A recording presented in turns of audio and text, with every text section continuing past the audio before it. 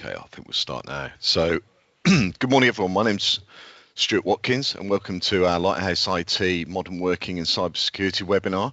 Purpose of this webinar is for those of you who don't know us to have a little bit of understanding about what we do, how we do it, and also to touch on some of the challenges around cybersecurity that organisations are dealing with nowadays, and what we can do to help protect you and your business. Okay, so as I said earlier, my name is Stuart Watkins. I'm one of the co-founders at Lighthouse IT. Been here for 15 years now.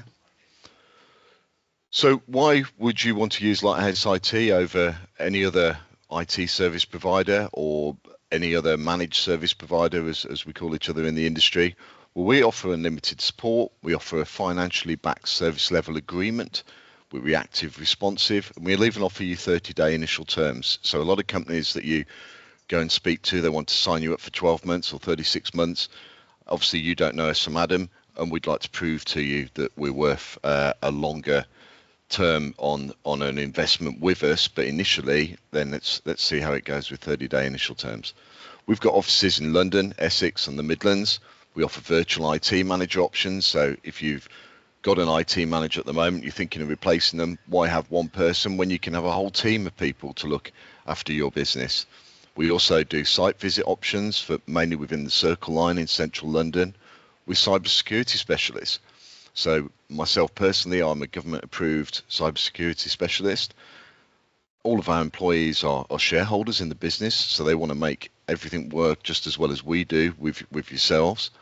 Customer service here is absolutely prime. In a world, I always say, in a world with no customer service, we offer exemplary customer service. We're Microsoft Silver partners, we're CompTIA Platinum partners, we've got Cyber Essentials Plus, and we're ISO 27001 accredited. So quick history of Lighthouse for those of you who don't know us. The company was founded in 2010. We opened our first office in 2011, a Midlands office in 2012, became IASME cybersecurity assessors in 2015 when nobody cared about it. Our London office opened in 2016. We launched our own cloud platform in 2017, which was an alternative to Microsoft Azure or Amazon's AWS. We adopted a product called ConnectWise, which is our mothership, in 2018, and we managed to roll that out during the COVID pandemic. We then upgraded our cloud-hosted platform to V2 in 2022, and we also gained our ISO 27001 accreditation. And then last year, I think it's fair to say that Lighthouse was starting to become one of the UK's leading cybersecurity and IT service providers. So a couple of slides on Meet the Team. Got myself there, the other co-owner Alex Taylor, Head of Operations Chris, Head of Engineering Marcel, Head of Creative Nathan, and Annalise, our marketing. And then here's some of the engineers and our business development executives. So over those 15 years, we've acquired a multitude of accreditations, some of which are on the screen, and then partnerships with some of the names there, such as Microsoft, Google, KnowBe4 for training, SentinelOne for EDR. And then we also partnered with ConnectWise, and we utilize their security operations center, which has 180 plus security professionals across the globe. It's a follow the sun model, so you can get 24/7 security out of your system, security and monitoring. We've also made quite an investment in the last few years into sustainability, committing to a better future, deep commitment to looking after the environment, and also working with charities. So Every Child Online, so some of our existing clients, when they want to dispose of equipment, then we wipe that equipment and then we will send it to an organisation called Every Child Online, who will then repurpose the equipment to get children online. We've also worked locally with HARP, the young entrepreneurs in Southend-on-Sea, and we provide charity support to the lifeboats. And all the energy that we use at Lighthouse IT is 100% renewable. Showing value. So our help desk is a ITEL 4 based help desk. That's a standard for delivering service desk to clients. We have real-time feedback on all the dashboards in our office and real-time monitoring of all of our tickets. And Chris, our head of operations, is ex-military IT background, completely revamped the help desk 3 or 4 years ago. And now the average response time, if you drop a ticket into our help desk, is as low as 16 minutes.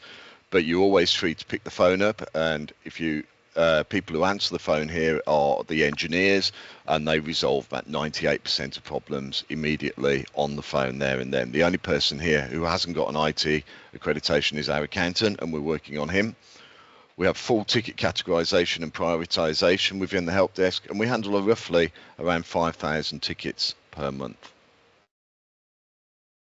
Mentioned ConnectWise earlier. This is our mothership software, and it's seen an investment of nearly £500,000 by Lighthouse over the last 3 years to provide the track that we want to run the trains on, for the software delivery and the monitoring that we need to provide the service to our clients. So we have live feedback in all of our offices, I mentioned earlier. So we're constantly monitoring all of our clients to make sure that they've got things like multi-factor authentication switched on, that their Microsoft Secure scores are an acceptable level, which we consider to be 70% or above. We're monitoring all of their backups. We use AI for self-healing on the laptops and desktops that we support and for reporting. And we also use an element of AI for patch management. And every time a client logs a ticket with us, then we give them the opportunity to leave some feedback, so they can simply say whether they're happy or unhappy, or they can leave a comment. Those comments are displayed live in all of our offices, and our engineers are so proud of the feedback that they get. So last year we launched some new client interactive dashboards. So here's a couple of pictures of what these look like. So these are dashboards that our clients can log into, and then you can actually have a look at what we're doing, making sure that we're doing what we should be, but also giving you an element of that monitoring that we're doing for you, so you can actually see it yourself. So we've got inventory management here, and we can also break down within not just the inventory of the device, as in the hardware, but also all of the software that you can see. So if you did become a client, these dashboards would be readily available to you. So one of the things that we've really had to invest heavily in the last sort of 8 years has been cybersecurity, and this is because of the changing landscape, and is even more of an issue now with AI. So bad guys are using the AI as much as the good guys are using the AI. And with that, we had to launch a whole plethora of new security products. So this has partially been driven by the insurance market. So the insurance companies that want to insure you against cyber risk, it was getting out of control. So they're now, when you go and get your insurance for your business, there's a whole section on cybersecurity and compliance.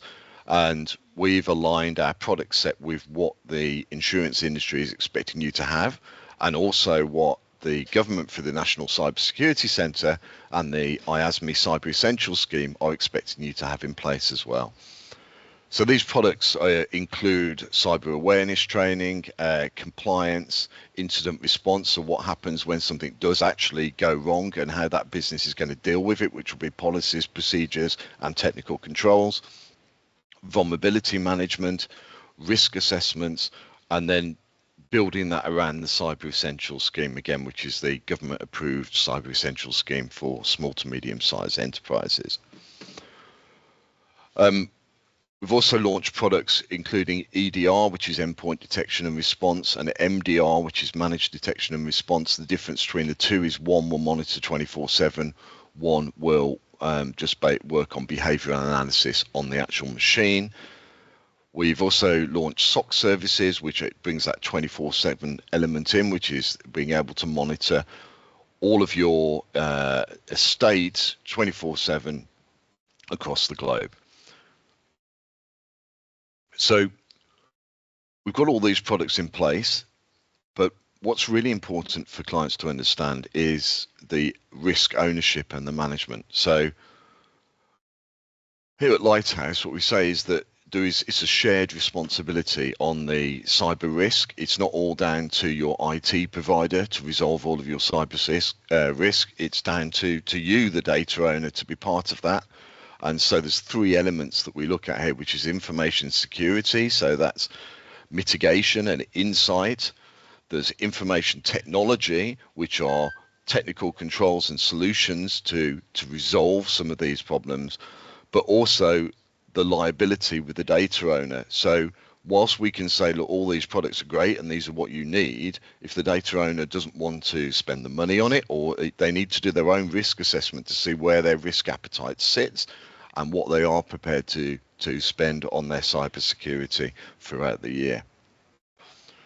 So some scary stats of the cost of data breaches when they actually happen. And the again, a reason why the insurance companies are now expecting you to have a certain element of cybersecurity within your business, because that risk has become so great, they're fed up of paying out for it, and so they're asking you to do an element of due diligence before you sign your insurance renewal. And then a quick breakdown of the different ways that systems are getting compromised. So compromised credentials, so this is where your username and your password's being stolen, is 19% of the way that people get in. But a big one is cloud misconfiguration. So we meet a lot of small businesses that will have understandably initially set up their Microsoft 365 themselves or their Google Workspace themselves without any knowledge of how to secure that system. So yes, you've got it working. Yes, you've got your Google Drive and you've got your Google email or your Microsoft 365 Outlook email and your SharePoint sites. But have they actually been secured? Probably not if you've just clicked next, next, next. Also of note is that phishing is still a major form of people getting into your system, so sending you dodgy emails, and so important that end user training takes place so that staff are, even if they have got tricked by it, at least they've got an incident response plan to raise that internally and then raise that with your IT provider. So one of the products that we recommend is a product called Sentinel-1. So it's similar to CrowdStrike. CrowdStrike took down about a quarter of the world's IT systems in the summer when they put out a bad update. Sentinel-1's one of their competitors. And these products are, rather than on old antiviruses, based on dictionaries. So it only would stop something if it knew it was bad, if it said in the dictionary it was bad. These new products, EDR, MDR, and XDR, are based on behavior. So it will look at whether, so Microsoft Word, should Microsoft Word really be encrypting all the files on your computer? No, it shouldn't. So it would then stop and intervene. That wouldn't be normal behavior for Microsoft Word. It would stop and intervene that process. So our Security Operations Center can integrate with all of these logos that you can see on the screen at the moment. So there's pretty much nothing that we can't integrate. So these are things we can integrate into, monitor, and then allow the Security Operations Center to look to see if there's anything bad happening and then stop that happening on any of these pieces of software that you can see in front of you now. So in terms of planning ahead for change, then at Lighthouse we have adopted the NIST cybersecurity framework, which is based around identity, protection, detection, responding to that detection, and then recovering. The identity is the piece where it all really starts, and whether you're using Google Workspace or you're using Microsoft 365, it's only allowing approved devices to connect to your tenancy, which is your 365 or your Google Workspace. So imagine if you're a small business and you've set your system up, it would mean that your work laptop can connect into Google Workspace or 365, but it would also mean that if you went to your mom's house and you'd forgot your laptop, you could use your mom's computer and you could log in with that as well. So the first piece is revolving around identity, understanding which devices are connecting, only allowing approved devices connecting, and then you can move on to the protection piece. And then once you've started putting protection in, you're then able to detect when something's wrong. Once you'll be able to detect that something's wrong, you're able to respond to it. And then as a very last resort, if everything else has failed and it's all gone wrong, then you're into recovery, which is going to be restoring back from a backup. So in cybersecurity, we talk about three pillars. These are people, process, and technology. None of them work independently. So as we can see on this chart here, if you just had people, but you've got no process or technology, you've got no ability to execute, you could have all the technology in the world, but you haven't involved the processes and the people in it, so it becomes shelfware. And if you've involved process and technology, but you haven't involved the people, then you've got poor adaptation of that. So you need all three of those elements working together to be able to secure your business from a cybersecurity point of view. So in terms of security business, on the next bit, I'm just going to concentrate on Microsoft 365. You can do some of this with Google Workspace as well, but it doesn't have all of the same tools as you get with Microsoft 365. And so we've only ever done one migration for a user that's gone from Microsoft 365 to Google Workspace, but we've done plenty of migrations of taking users from Google Workspace to Microsoft 365. And with that, we've created this roadmap of a journey of how you can get yourself from stage 1 to stage 2, which would be in a secure, what we consider a secure position. So the first thing is to have the right Microsoft 365 licensing, which I'll come back to in a minute. The second step is Microsoft Entra, which is the identity piece. So it's joining the approved machines, whether it's your mobile phone, it's your laptop or your desktop, to Microsoft 365. Third step is what we call modern authentication. So you're probably all familiar with two-factor authentication. You log into your bank or you log into eBay and it wants to send you a text message with a code. That can actually be hacked now. So this is why the banks and Microsoft are pushing you towards using an application on your phone to confirm that code, as is Google, rather than relying on those text messages. Step 4 is Microsoft Intune, which we'll get into a little bit later on, but this is effectively allowing you to control not just the device that connects to your tenancy, but also to control what applications and what data can be accessed with that device. We talked briefly about antivirus earlier. Microsoft offer a antivirus or an XDR called Microsoft Defender. A few years ago, even Microsoft said it was useless and go and use something else.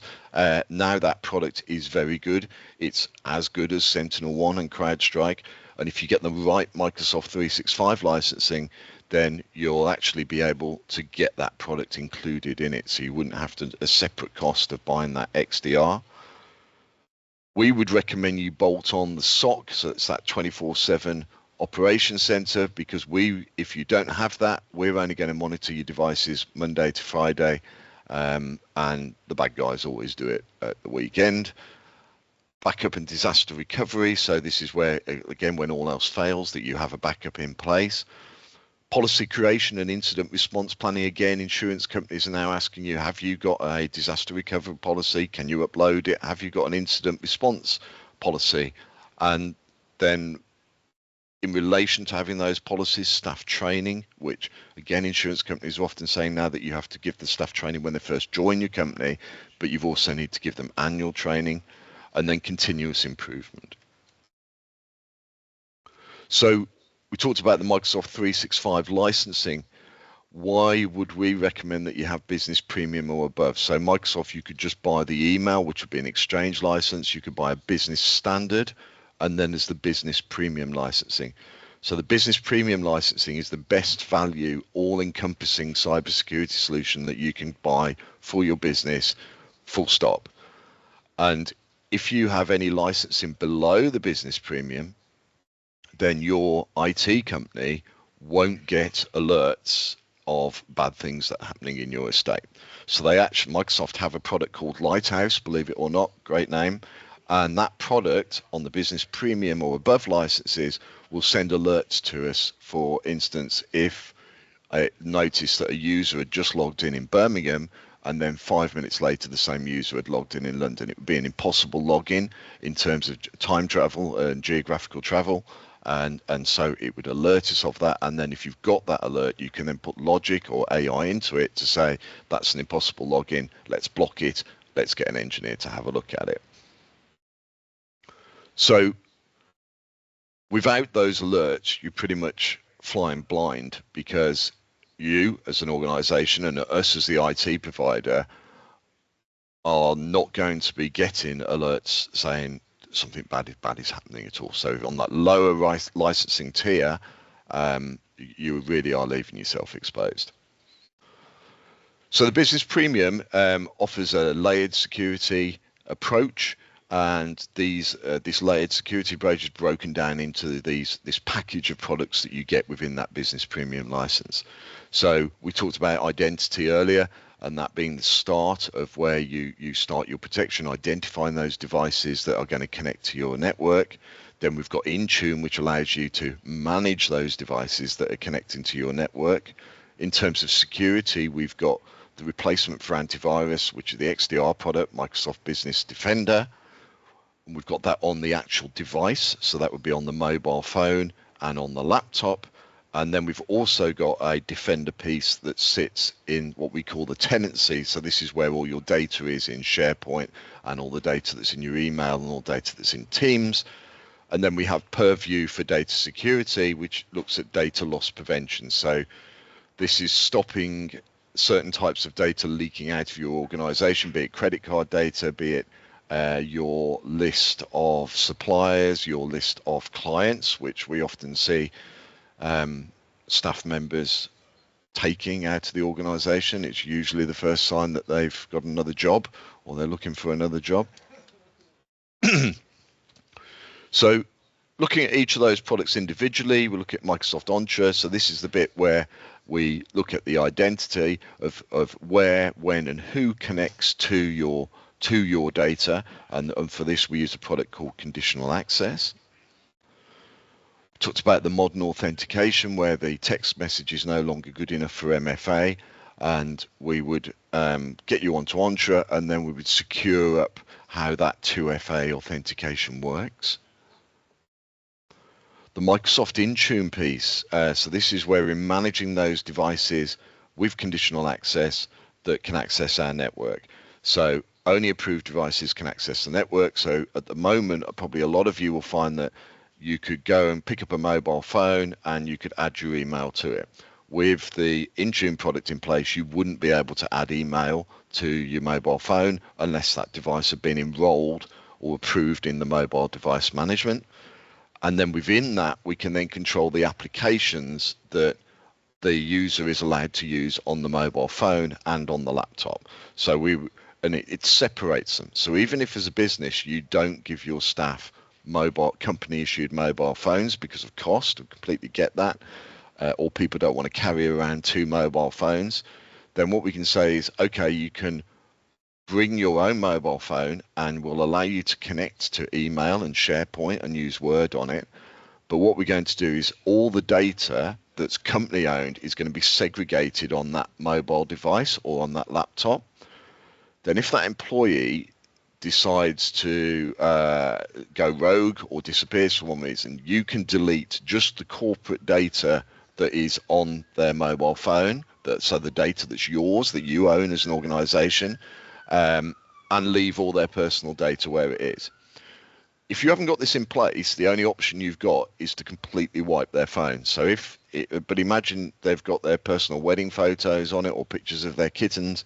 That isn't really a good outcome. And a lot of people don't realize they're actually accepting that when they're putting the corporate email or the corporate SharePoint on their personal device. So a far better way to manage your information with Intune. So Microsoft Defender it's a modern antivirus. So like we said before, antivirus is based on dictionary no good. These antiviruses are based on behavior, which is far better. Why do you want the 24/7 Security Operations Center add-on? As I alluded to earlier, we are only going to monitor your systems without the 24/7 bit from 8 a.m. Monday to Friday, 5:30 p.m. And what we see is whenever there's a breach, something bad happens, it's always, the hacker will normally attempt to get into something at 10 o'clock on a Friday night. That normally then gives them the entire weekend to run havoc. And the first thing you find out about it is on Monday morning, at which point they've already had 48 hours plus in your system.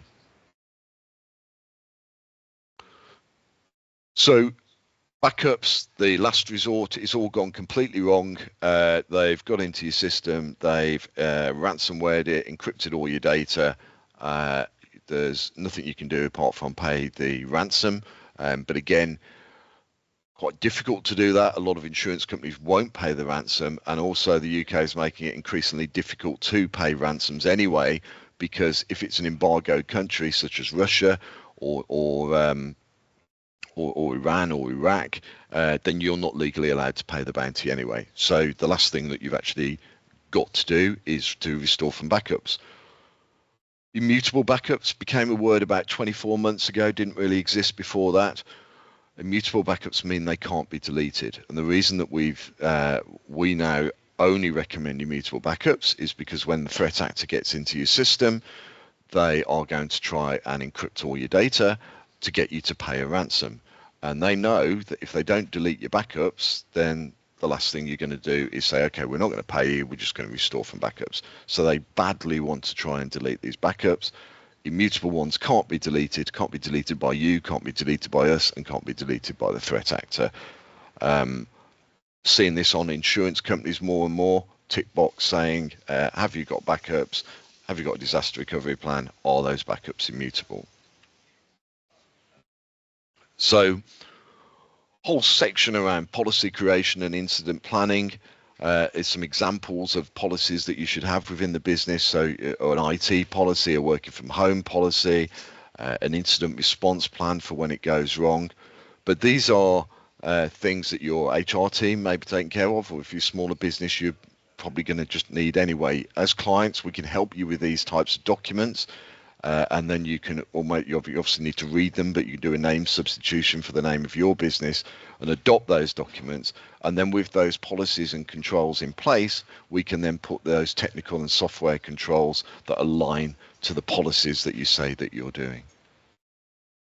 Staff training, super important. We work with a company called KnowBe4, which is probably one of the leading providers. As mentioned previously, you need to ensure that the new staff have some element of IT training and then annual training going forward. And the reason that you need the annual training is because the last step of that roadmap is continuous improvements, and the training varies based on what the threat actors are doing at the time. So as they get new methods, you need to inform your staff about that, and they need to be aware of those until there's technical controls that can resolve those methods. So I've covered quite a lot of information there. The purpose of it was to try and explain to you why we're a little bit different to other IT companies, and also the threat landscape that you as a business are dealing with and how we're trying to address that. Has anyone got any questions on what we've covered thus far? If so, do you want to raise your hand or pop it in the chat? It is social engineering referring to in the threat slide. So I think this is can take many forms of the social engineering. So you could, well, if I was to hack a system, then you obviously you go and look at what you're dealing with. So we would potentially go on LinkedIn and we'd look at the business. We can use things like Central Ops to go and have a look at what email system that company uses. Then we go on LinkedIn and find, if I was to do some invoice fraud, say, then I would go and look who the finance director is, and I would then, or maybe look at who works in accounts, and I would also, things that we've seen in the past, we've seen people go on LinkedIn, find people, then go and look at the Facebook page, look at the company Facebook page, look at the events that the company's doing. And for instance, we saw one where the company was hosting an event at a hotel. The threat actor worked out that the event was going on at the hotel, then worked out who the events manager was, spoofed an email from the events manager to the finance team and made a mock invoice with the hotel name on for the event. But on that actual invoice, what they'd changed the account details so that the bank account details went to theirs. Does that help? Awesome. Anyone else got any other questions? Okay, so while Gabrielle's typing, yeah, we've got another question from Sergio. Would you say Apple systems are safer than PC systems? Yeah, the age-old question, Sergio, I think, isn't it? I think there are elements of Apple that are more secure than if we say PCs, Microsoft systems, and even I think TAC recently ran a poll on Android versus iOS. So Apple was typically more of a walled garden, we would describe it as, and they're more secretive about some of the security measures that they put in place. Also, the App Store on iOS is certainly a lot more controlled than the Android market space.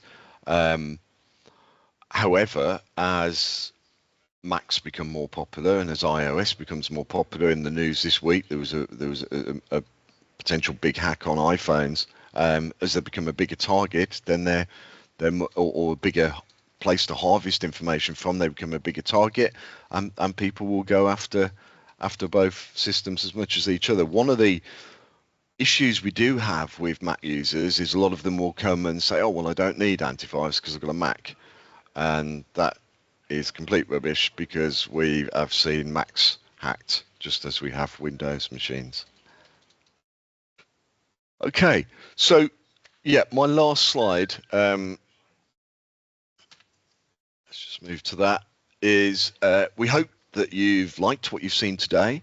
We're currently running a promotion to save 20% on your IT support renewal. So if you have got IT support in place at the moment, we'll do you a like-for-like quotation and give you 20% savings, which pretty much everybody needs during this new government's budget, I would say. We'll even offer you 30-day terms, so you haven't got to sign up for a big 3-year or 12-month contract, and so you can come and try really what you see. I wanted to thank TAC for getting you all here in the first place as potential prospects. His details are on screen, but you've probably got them already. If you want to contact TAC, he will run you a free dark web scan as well against your business, just to see if you've had any issues that are out on the dark web. And yes, if you want a copy of the slides, please contact TAC. And if you want to know anything further, or you wanted to book a session that's more specific to your business, or something that's really intrigued you from what I've talked about today, then please get back to TAC and he'll hook you up with the right person at Lighthouse to have a session on a one-to-one basis. So thank you all very much for your time. Lovely to virtually meet you, and hopefully we'll see you again.